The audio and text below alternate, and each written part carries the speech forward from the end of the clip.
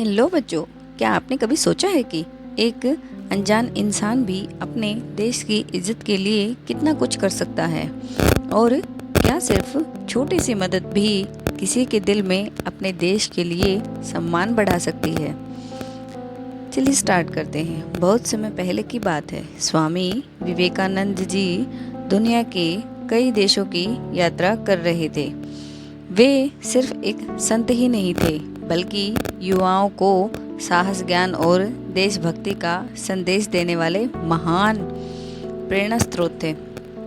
स्वामी जी हमेशा कहते थे, उठो, जागो और तब तक मत रुको जब तक कि लक्ष्य प्राप्त न हो जाए। एक बार वे जापान गए। जापान उस समय बहुत अनुशासित और मेहनती देश माना जाता था। स्वामी जी ट्रेन से एक शहर से दूसरे शहर जा रहे थे। सफ़र लंबा था और साथ ही उन्हें भूख भी लग रही थी।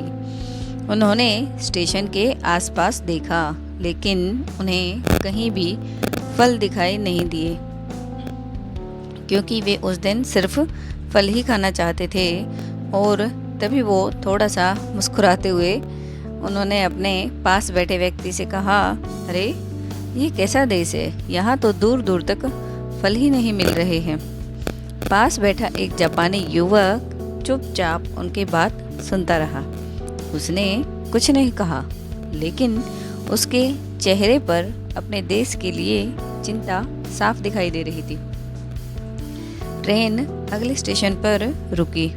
वह युवक जल्दी से नीचे उतरा और कुछ देर बाद हांफता हुआ वापस आया। उसके हाथ में उसने आदर से वह टोकरी स्वामी जी के सामने रख दी। स्वामी जी ने आश्चर्य से उसे देखा और पूछा, भाई इसकी क्या आवश्यकता थी? जापानी युवक विनम्रता से बोला, सर, जब आप अपने देश वापस जाएं तो यह मत कहिएगा कि जापान में आपको फल नहीं मिले। मैं नहीं चाहता कि मेरे देश के बारे में कोई गलत धारणा यहाँ से लेकर जाए। यह सुनकर स्वामी जी की आंखें चमक उठी। वे उस युवक के देश प्रेम और अपने देश की इज्जत के प्रति सम्मान देखकर बहुत भावुक हो गए। स्वामी जी मुस्कुराए और बोले, जिस देश के नागरिक अपने देश का इतना सम्मान करते हैं, वह देश अवश्य ही महान बनता है। उस दिन स्वामी जी ने महसूस किया कि सच्ची देशभक्ति केवल झंडा लहराने में नहीं, बल्कि अपने देश के प्रति प्रतिष्ठा बनाए रखने और मेहमानों की सहायता करने में भी होती है। बच्चों, इस कहानी से हमें सीख मिलती है, अपने देश के लिए इज्जत हमेशा दिल से करनी चाहिए। मेहमानों की मदद प्यार और सम्मान से करनी चाहिए। छोटी सी अच्छाई भी किसी के दिल में आपके देश के लिए सम्मान पैदा कर सकती है।